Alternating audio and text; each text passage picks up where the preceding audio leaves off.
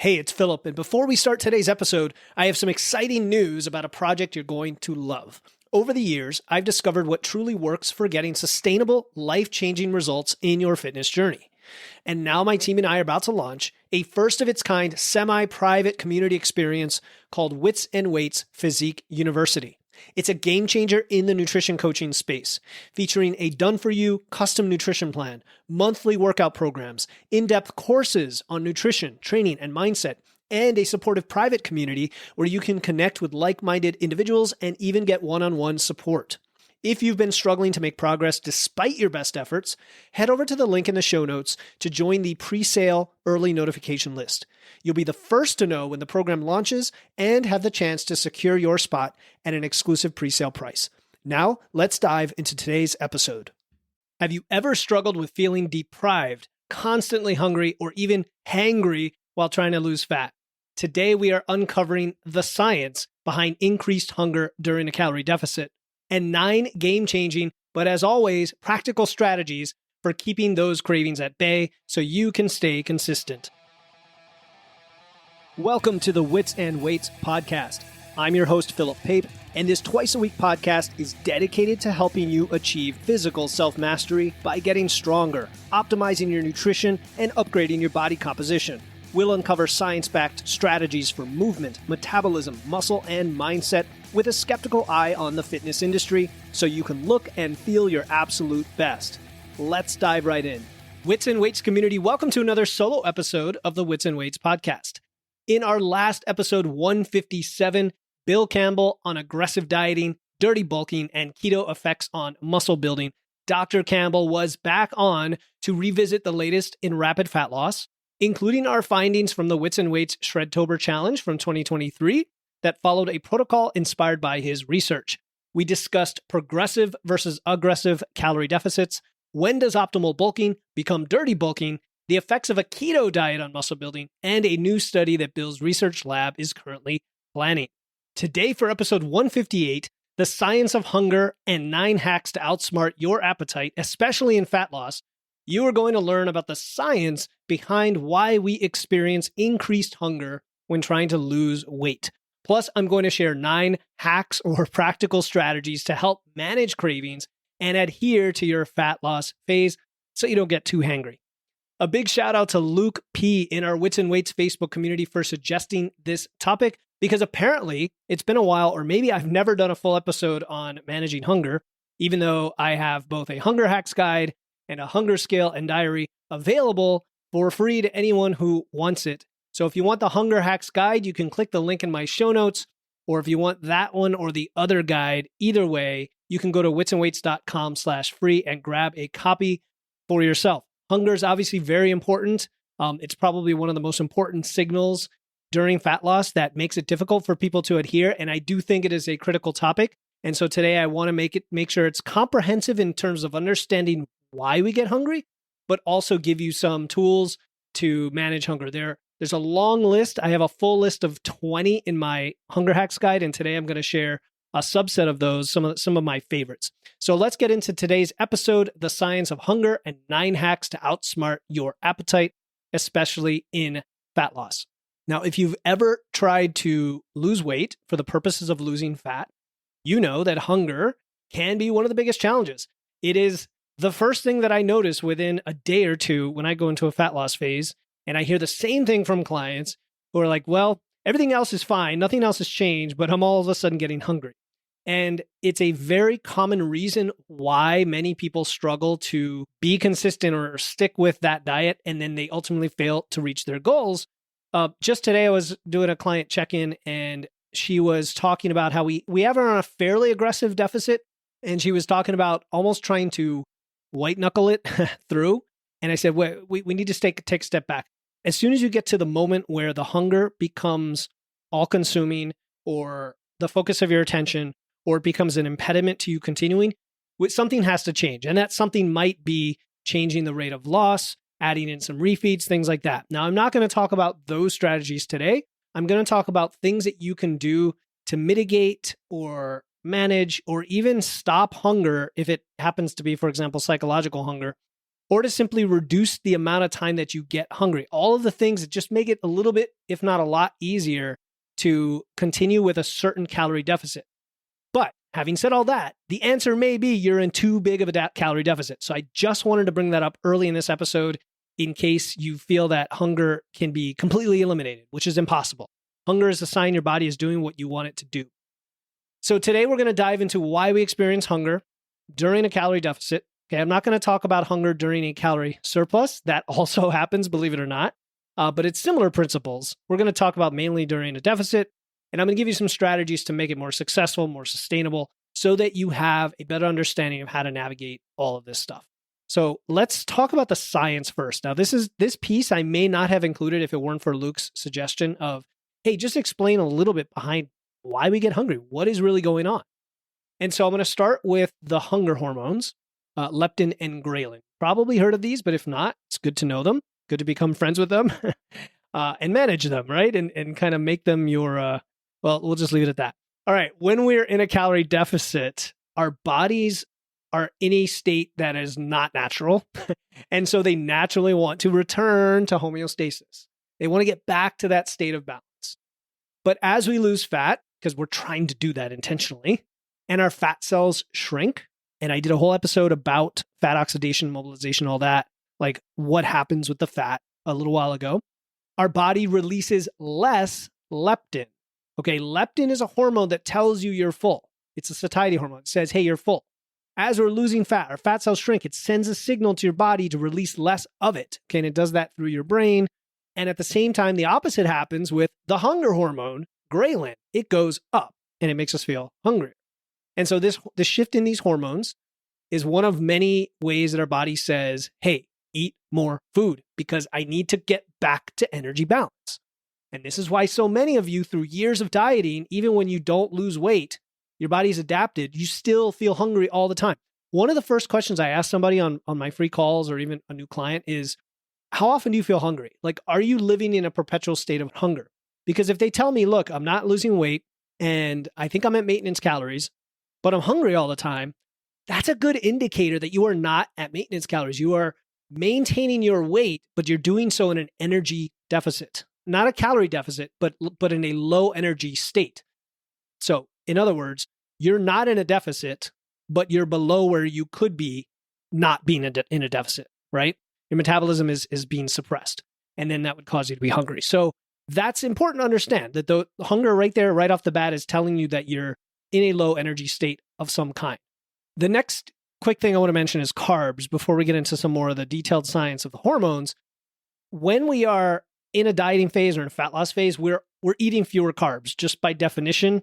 If you're doing it the right way, when the focus is body composition and preserving muscle, your protein is kept high, so your fats and carbs come down, and your calories are fairly limited. When we're eating fewer carbs, it is just harder to recover from workouts. Then the workouts feel more challenging.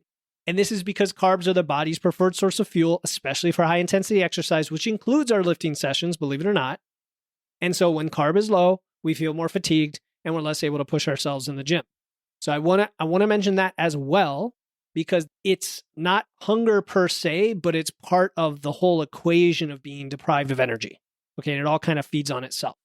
One of the most important hormones besides the two hunger hormones is cortisol. We know, many of you know cortisol as the stress hormone. And it does play a huge role in hunger and appetite because when we're under stress, and fat loss is a stressor, our bodies release cortisol. Guess what that does? Well, it increases feelings of hunger. It also increases cravings for energy, which we see as high calorie, high palatable in our world, in the Western world, processed foods, high carbon, sugar, and fat type foods, right? Foods that wouldn't exist in nature, but we are amazing at making them with our science. And hey, they're delicious. I like a good donut, ice cream, or pizza here and there. But when you're in fat loss and when the stress is higher, and now you've got emotions in the mix as well, especially if there's some emotional eating that you haven't dealt with yet, all of it comes together as a perfect storm of cortisol-induced binging, all right? Now, this is thought to be an adaptation to stressful situations. Like if you think of our evolution, when there's a stressful situation, we want energy. We want to restore. Again, it's coming back to homeostasis. So we're going to go find the most nutrient-dense thing we can. It's just all subconscious. And so in today's world, because we also have chronic stress, we have these consistently elevated cortisol levels. And we know for a fact that this is contributing to overeating and weight gain in a massive part of the population. But if you're listening to this and have never thought about the importance of stress in your life, get it through your head that stress and chronic stress could be the number one factor behind why you're having trouble losing fat or maintaining your body composition. And managing stress is also very important. Now, what's interesting is after this episode comes out, probably it might not be for a few months, I'll be doing an interview. I'm not going to say her name just yet, but I'll be doing an interview with actually a couple interviews coming up. One interview is related to self-care practices, which is something I don't talk about a lot because we often put it in the woo category or like, it's like at the bottom of the list after strength training and protein and sleep and everything else. But it could be the number one thing on your list in your life right now that is preventing you from getting what you want. So I just want to emphasize that stress itself is important when it comes to hunger, because the stress increases the hunger and then it all perpetuates.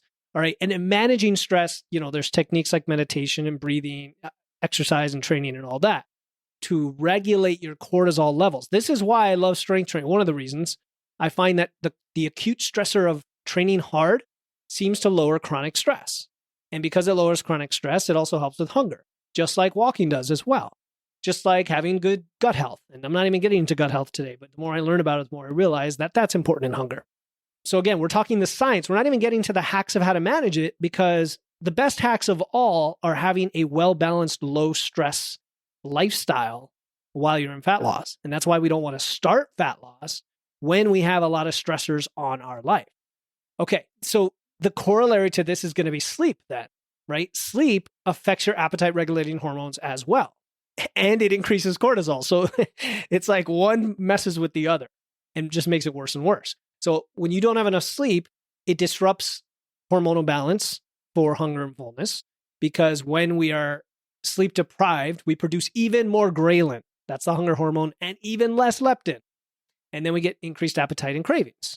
Okay. And this is probably our bodies, again, trying to get back to homeostasis. And it says, well, if you're going to deprive me of relaxation and recovery and getting into those different levels of deep brainwave states so that my brain can recover, heck, I need to make up for it somewhere else. I need to eat food. So I'm going to increase your appetite. And that is why getting enough hours and quality of sleep is so important for managing hunger and maintaining the body weight, the body composition you're looking for. And I've mentioned it before, but being sleep deprived will not only cause you to get hungrier when you're gaining weight or when you're gaining fat, it causes you to store fat more in the visceral fat area, the protective fat around your organs, which is the danger, or I should say the dangerous fat that causes belly fat, right? Belly fat. You're going to store it in your belly. That's what I'm trying to say. So again, sleep here is technically like a hunger hack, but it's not on my list of that I'm talking about here. But I wanted to mention it in the science of hunger. So aim for the 7 to 9 hours of sleep, get the quality sleep hygiene and all of that to keep those hormones in balance and reduce the likelihood of the hunger being higher than it needs to be. Another thing related to the science of hunger is the influence of our senses in the perception of hunger. This is important. Food, the sight of food, just seeing food, smelling food, and the sound of food, like chewing or crunching, somebody eating a bag of chips. That was totally me just acting. That's pretty impressive, right? Those can trigger hunger and cravings, especially cravings, even if we're not physically hungry. Come on. You know what I'm talking about. And this is why it's important to be mindful. And I don't mean mindful eating, but that's important, yes. But mindful of the environment we eat in and the sensory cues that we're exposed to. And those cues, and some of my clients know who you are, might include, someone in your family loves to bake goods and they're always baking and the kitchen always smells great and the food's always on the table. You've got the pies and the muffins and the cakes and they're there. And even though they know they're trying to support you and they know what your goals are and you think you've got all your steel-willed discipline there, the cues are unavoidable to our primal brains, right? So simple strategies like keeping those foods out of sight, avoiding environments that have strong smells when you're hungry, eating in a quiet, distraction-free setting, right? All of those help us tune into our physical hunger cues and avoid overeating in response to sensory triggers. Now, notice as I'm telling you about the science of hunger, I'm actually already sharing things that you might consider strategies and hacks to minimize hunger, okay? And in fact, one more comes to mind that isn't even on my hunger hacks list, and I didn't even have it in my notes today, and I just thought of it, and so you're going to get this bonus hack right now. When you go to a restaurant, you're probably hungry. You're probably hungry for a few reasons. You're hungry because you didn't want to ruin your appetite ahead of time, right? As they say, like when you go to a restaurant, you want to enjoy the food, and you're hungry because of the insensory environment that we just talked about. This is what triggered it. You've got the visual environment of the tables and the place settings and the clinking glasses, the silverware, the smells of the food coming out of the kitchen. Heck, the smell coming out of the restaurant before you even walk in, right? I'm convinced they put some sort of little smell capsules in there to make it smell like, char-grilled steak, even when they're not cooking. But, especially like a barbecue place. Oh boy, don't get me started. So you go in there, you're already hungry because of all this stuff, and you're already thinking in your brain about the wonderful foods that are going to be there, the wonderful experience. It's this positive thing for so many of us. And so if you don't have a plan, if you don't think ahead, you're just going to dive in and just start eating whatever, and you could easily overconsume. Now, how can you enjoy yourself but not overconsume? Okay, now this is a lot harder during fat loss. I get it.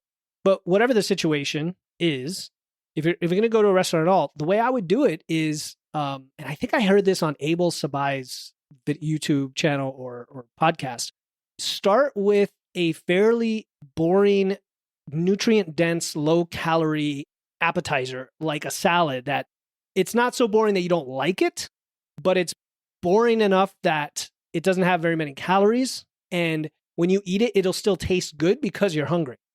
So in other words, start with the more bland, kind of boring, or nutrient-dense stuff first, because you're just so hungry and ravenous, it's probably going to taste great anyway. And you know what I'm talking about, where like you're just hungry for anything. You'll eat anything and it just tastes great. Even like, stale bread. So start with that, and then it starts to fill up your stomach, and then you start to get less hungry, and you kind of space it out, and then move to the more calorie-dense stuff as you go along. And the idea being that you won't eat as much simply because of your hunger cues. Okay, so that was the hack. I just wanted to tie it into this whole sensory environment. Now, there's also a psychological component to hunger during fat loss, right? There's a huge psychological component. You know it from day one of your fat loss phase. I know I do. When I go from a bulk to a cut, and I was eating 5 or 6 times a day, and I was eating 3,200 calories, and now I'm going down to say 2,000 calories, that huge jump, it may not cause as much physical as psychological hunger, because I'm just not eating nearly as much food, and my brain's like, what is going on? Something changed massively. You were eating 5 times, now you're eating 3. You're going these long stretches now with eating. What is going on? And you become more food aware, and you think about food more often. And it makes you feel like you're hungrier, right? Even if you try to do the hacks like drinking water and going and being busy, it's still there, right? Even if our physical hunger levels haven't changed much. So this is the science behind it. That's as detailed as I want to get. I really want to get to the hacks now. But it is very important to recognize that hunger is normal. It is expected. I want to revisit that concept. It's not something you could just eliminate. If you're not accepting of any hunger at all, you're either going to go into fat loss and you're going to fail pretty quickly. You're going to fall on your face because you're just expecting it to be this easy ride, or you just want to go at a slower pace, right? And incorporate more of the things we're going to talk about today just to mitigate that so that the hunger is as low as it can possibly be to where it's very below the surface almost. And you could easily do that. Think about when you're just at maintenance, you're generally not hungry. Well, what if you just ate like 100 calories less a day? Well, you would start to lose weight slowly over time, and you still wouldn't be that hungry. It's a matter of degrees, okay? Now, I personally like to go very aggressive early in a fat loss phase and then taper it, but some people will go less, and some people will do something in between, like go aggressive, but then the weekends are going to go up to maintenance. Hey, this is Philip, and I hope you're enjoying this episode of Wits and Weights. I started Wits and Weights to help people who want to build muscle, lose fat, and actually look like they lift.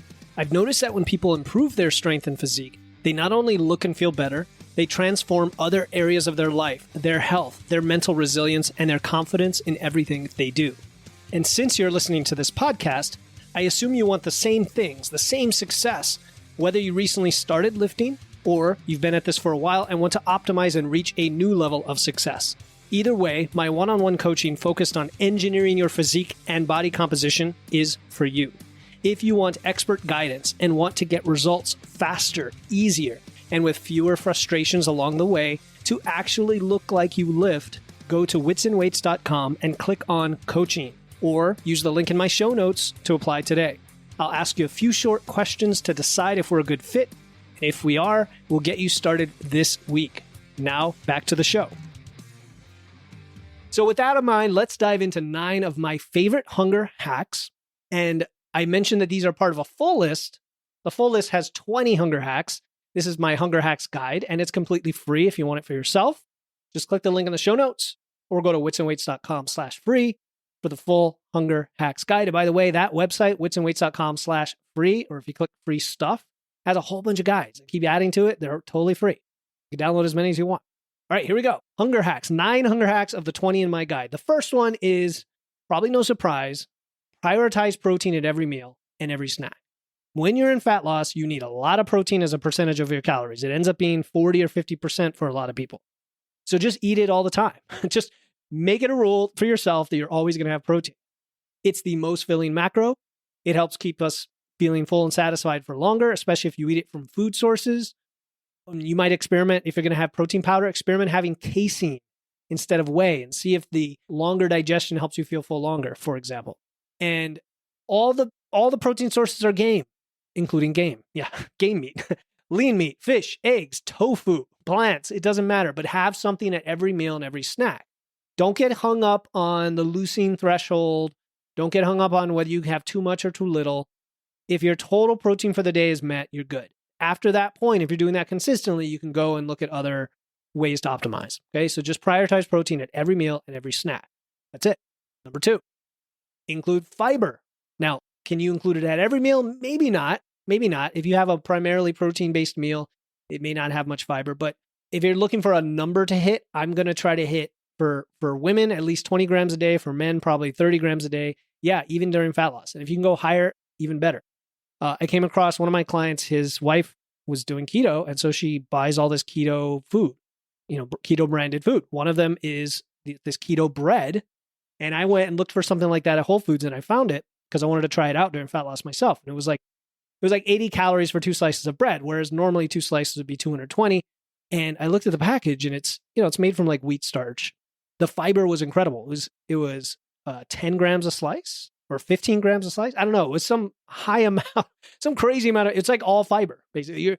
Maybe you're just eating cardboard. I don't know. Some people joke about it, right? But a lot of bread doesn't have a lot of flavor anyway, so it kind of works to hold things like a sandwich. Anyway, I got off track there, but adding fiber will slow your digestion as well. So it's not just because of the goodness of fiber for your gut and for your health. It's also for your digestion and for your hunger. It promotes fullness big time. It bulks up the meals. It slows down the digestion. When you look at a packaged food, if you've ever scanned it into your food app, like if you guys use MacroFactor, quick ad here, MacroFactor, download it, use the code WITSANDWEIGHTS, all one word. You get an extra week free trial. Try it out, MacroFactor. Okay. When you look at a packaged food label and you look at the carbs and the calories and the fiber, and it has a lot of fiber, you'll realize the math doesn't add up if you use the normal calories per gram for carbs. So carbs we usually think of as having 4 calories per gram, just like protein. But fiber is less than that because some of the fiber doesn't get digested. So the food companies are allowed to account for the true calories, which is fine. Like that's honest. To be honest, they're not lying by doing that. For every gram of carb that's really a fiber gram, you're not quite getting 4 calories out of it. You might be getting 2 or 3 or 1. It depends on the type of fiber and all that.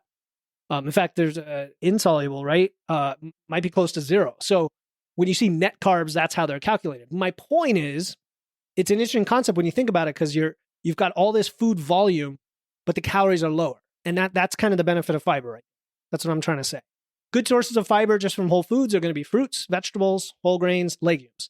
Legumes, depending on how your diet fits those in with the carbs, maybe less on the table during fat loss or not, but definitely fruits, vegetables, and then again, whole grains. It depends on your carb levels. So fruits and vegetables are going to be my primary in that case.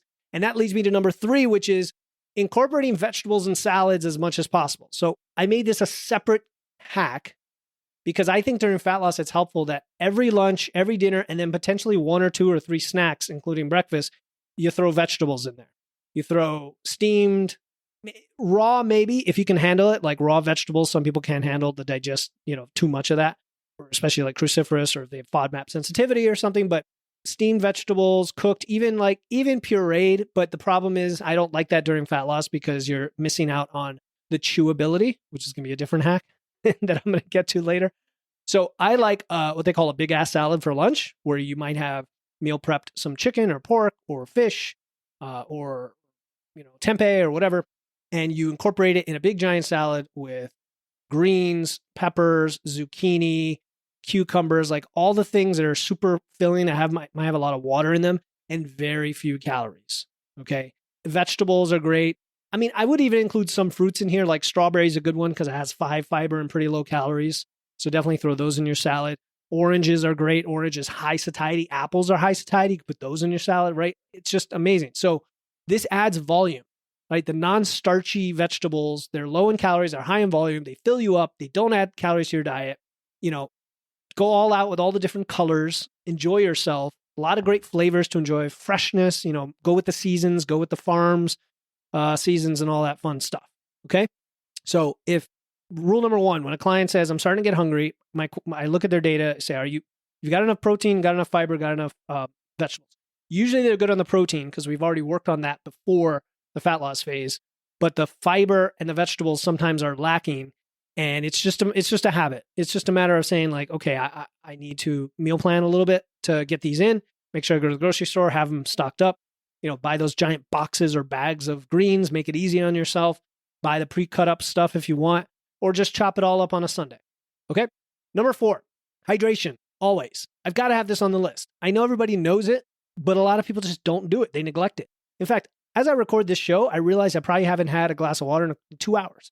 And that's a long enough time, and I'm in fat loss, that I'm probably feeling a little dehydrated right now, let alone the fact that it would have staved off some hunger. Now, I'm not feeling hunger now because I'm doing this, okay, which is one of those hacks I don't have on this list, but distracting yourself. But staying hydrated comes in a lot of forms. This could be water, of course, water with electrolytes. It could be coffee. I know coffee's mildly diuretic. And of course, you've got the caffeine to watch out for later in the day, but you could do decaf or have your coffee in your morning. Tea, same idea. Diet soda, okay. I'm a huge fan of diet soda. I love it. I know there's no issues with artificial sweeteners in my book. And if you have a problem with that, keep the hate to yourself, okay? Because the science doesn't support any health risks whatsoever from moderate consumption of diet soda. Just like there's not really a health risk of moderate consumption of just about anything. That's the point. It's moderate. It's moderate, okay? So 1 diet soda a day, 2 diet sodas, cans a day. If that helps you curb your hunger, if you enjoy it, if it tastes great, if you like the fizz and the experience, if you have a favorite flavor that you look forward to, okay, great. Enjoy it. Like it replaces a food in a way, mentally, psychologically. It keeps you hydrated, right? It's something to look forward to. It checks all the boxes. Thirst can be mistaken for hunger. You know this. So just staying hydrated on a regular basis can help. And then electrolytes, like make sure to have electrolytes once or twice during the day, will also help your body stay hydrated. Okay. So my point on that one is like, if you feel hungry and it wasn't that long ago since you ate, just go get a glass of water if you haven't had one yet in a while. All right. Hack number 5, spice up your meals so that they taste better and also increase satiety. So there's some science behind this. I don't have the details, but I'm definitely aware that if you have more flavor variety, more robustness to the flavor, your body perceives it as more satisfying and therefore it can reduce the hunger, right? And all you got to do here is add spices, herbs, anything, even mustard, anything that's like low to no calorie type seasoning to all your meals. Just go for it. Experiment with different spices, find combinations you enjoy. This is the time to do it. Maybe you're meal prepping your meat. Go ahead and experiment with a whole bunch of great spices. At, the antioxidant effects of the capsaicin, right? Pepper-based spices, chilies, stuff like that can be great. But just for satiety in general and flavor without adding calories, spices will be your friend. All right, number 6. Okay, this is one of those unique ones people don't talk about a lot. Having a consistent eating routine, a consistent eating schedule can help regulate your hunger level. And I believe it has to do with the fact that our bodies are very good at adapting. And when you are constantly changing things on your body, it will adapt. And in this case, the adaptation is more hunger. Whereas if you are eating the same time for breakfast, lunch, snack, dinner, day after day after day, your body can expect it. Your body doesn't have to be stressed or seek out an adaptation because anything's changing. Nothing's changing. So it just kind of coasts along. And what I've seen happen to some people when they get into a consistent eating schedule is not only does the hunger come down, but sometimes their metabolic rate goes up. Okay, I can't guarantee that that's going to happen for you, but sometimes that happens simply because they're related. The two things are related. The fact that your hunger goes down is because your body has relaxed a little bit, become a little bit less efficient, which is a good thing, with its calories. And so you burn a few more calories because your body knows the food is coming in on a regular schedule. So if your schedule's all over the place, this is a good one to look at to help with your hunger. Okay, number 7. I got this one from Dr. Eric Trexler. I hear him mention it all the time. I think it's an amazing hack. I've used it myself. It works really well. And that is to choose harder, more substantial foods. Foods that require you to chew more and it takes longer to eat. So this could be foods that are harder in texture, right? Because they take more time to chew and to swallow and they help you feel more satisfied. And that could literally be, instead of having ground beef, having sirloin. That's maybe a little bit tough. I'm not saying, badly cook your steak or cook it medium or anything like that. Oh, I'm going to trigger a lot of people with this comment. It can't, no more than medium rare for me. I'm sorry. But if you want a little bit chewier, a little bit harder, that's what I mean. Now, think about crunchy vegetables that just take a long time to chew and there's almost no calories. Think about whole fruits. Okay. This is a reason not to put your fruits in a smoothie. Don't make a protein shake with fruits during fat loss. Just have the protein powder with like water, almond milk or something, and then keep the fruit whole and eat it. That will actually help with hunger. All right. Lean proteins, whole grains, all of that, like whole grains, brown rice versus white rice. It's not just the extra fiber and the lower calories, but the extra chewability that tricks your brain and your stomach, legitimately and physiologically tricks them via hormones to think that you're eating more food because there's more volume. Okay, they require more effort to eat. They slow down the eating pace. They give your body time to register fullness. And I believe there's an aspect to your saliva as well. All the chewing and the generation of saliva is also connected to this system of telling you you're eating something that's substantial and therefore you don't need to eat as much. So I think that's a really good one. Harder foods. Okay. Number 8 is sleep. Okay. I forgot that I had this on the list. Okay. I did. I forgot I had this on the list because I was telling you earlier, it's like, oh, here's an extra hack.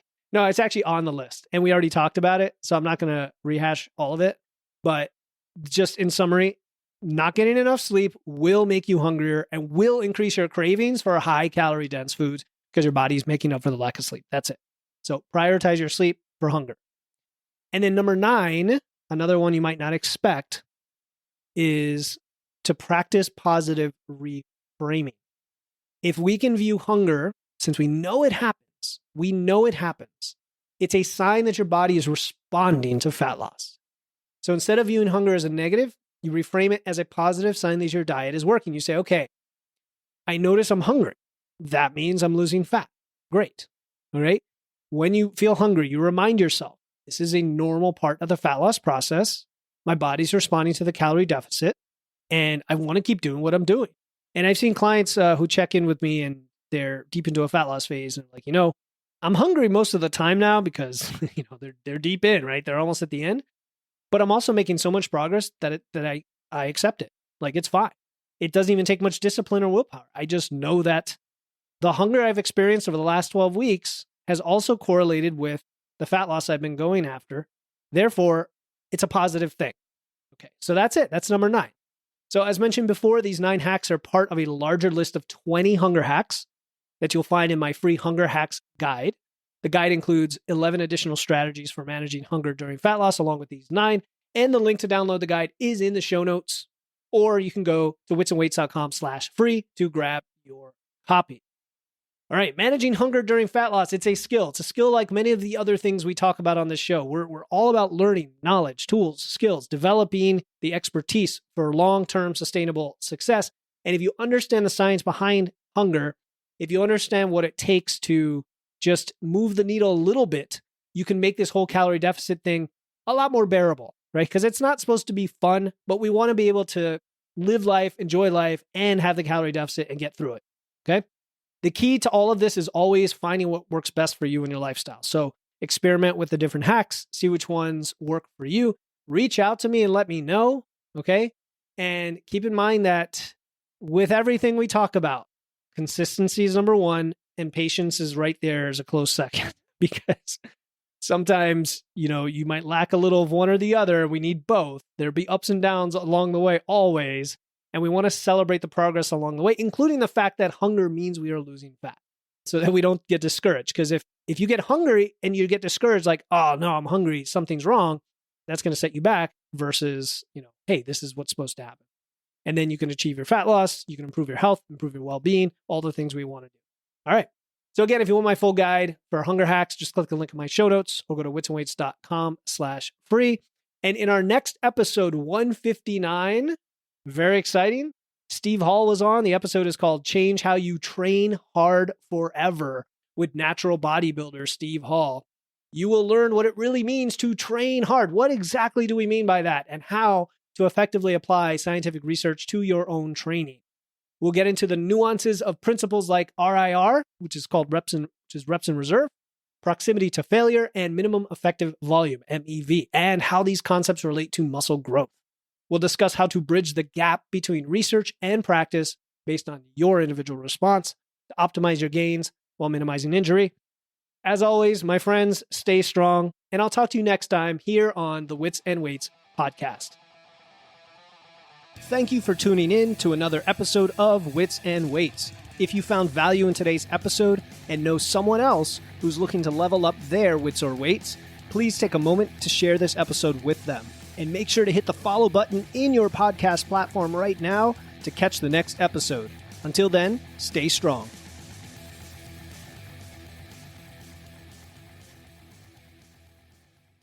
Hey, before you go, I want to let you know about a free resource I have. They are free guides on everything from fat loss to eating out to building muscle to managing hunger to figuring out the best macros for you and more being added all the time. You want to get the most out of these podcasts and your time to look and feel your best, and these free guides will give you a quick and easy way to know what to do. If you want to get your hands on these completely free guides, you can head over to witsandweights.com/free. That's witsandweights.com/free to get your free guides and level up your results today.